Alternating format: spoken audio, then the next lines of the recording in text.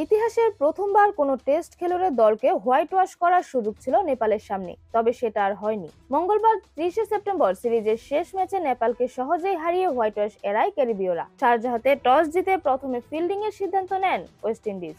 Raymond Simmons ও জেদিয়া ব্লেডসের bowling তোপে 19.5 ওভারে মাত্র 122 রানেই all out হয়ে যায় নেপাল। দলের হয়ে সর্বোচ্চ 39 রান আসে কুশল ভুরতেলের ব্যাট থেকে। ওয়েস্ট ইন্ডিজের হয়ে 3 ওভারে 15 রানে 4 উইকেট নেন সিমন্ডস। 20 রান খরচায় 2 উইকেট পেয়েছেন ব্লেডস।